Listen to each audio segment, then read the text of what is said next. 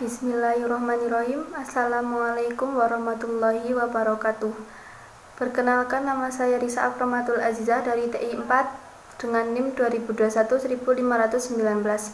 Di sini saya akan mempresentasikan rangkuman materi mengenai ayat Al-Quran yang pertama dan terakhir diturunkan. Informasi untuk mengetahui ayat Al-Quran yang pertama dan terakhir kali diturunkan adalah para sahabat Rasulullah SAW.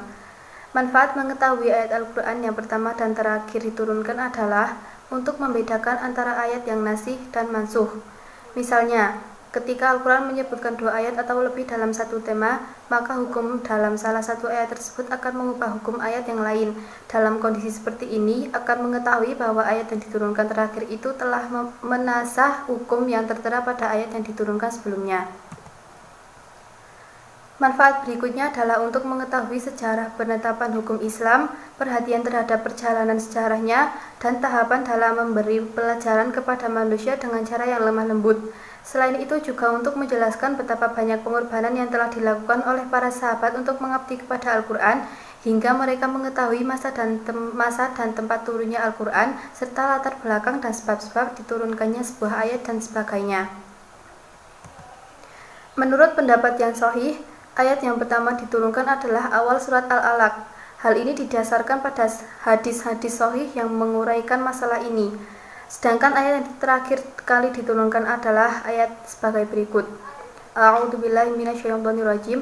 Wattaqu yawman turja'una fihi ilallah tsumma tuwaffa kullu nafsin ma kasabat wa hum la yudlamun. Kurang lebih artinya seperti ini. Dan peliharalah dirimu dari azab yang terjadi pada hari yang pada waktu itu kamu semua dikembalikan kepada Allah Subhanahu wa taala. Kemudian masing-masing diri diberi balasan yang sempurna terhadap apa yang telah dikerjakannya, sedang mereka sedikit pun tidak dianiaya atau dirugikan. Quran Surah Al-Baqarah ayat 281. Adapun pendapat yang mengatakan bahwa ayat yang terakhir turun adalah sebagai berikut. A'udzubillahi minasyaitonirrajim. Al-yauma akmaltu lakum dinakum wa atmamtu 'alaikum ni'mati wa raditu lakumul Islam madina. Kurang lebih artinya seperti ini. Pada hari ini aku telah sempurnakan untuk kamu agamamu dan telah aku cukupkan kepadamu nikmatku dan telah aku ridhoi Islam itu jadi agama bagimu. Quran Surat Al-Maidah ayat 3. Namun ayat tersebut merupakan pendapat yang kurang tepat sebab ayat ini turun pada hari Arafah, tepatnya pada Haji Wada tahun 10 Hijriah. Jadi ayat tersebut diturunkan 2 bulan sebelum wafatnya beliau Rasulullah SAW.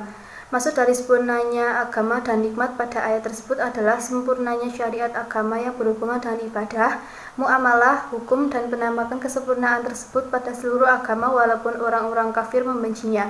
Tidak diragukan lagi bahwa pada waktu Haji Wada, Islam telah menampakkan tren positifnya, menjulang namanya, mengalahkan kemusyrikan, dan mengalahkan orang kafir beserta bala tentaranya.